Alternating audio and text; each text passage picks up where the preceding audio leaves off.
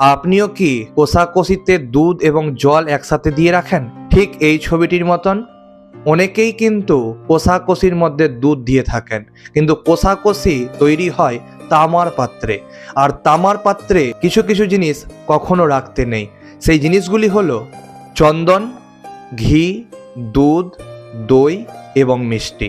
এই জিনিসগুলি যদি আপনারা তামার পাত্রে রাখেন তবে সেটি সুরাতুল্য এবং বিষতুল্য হয়ে যায়।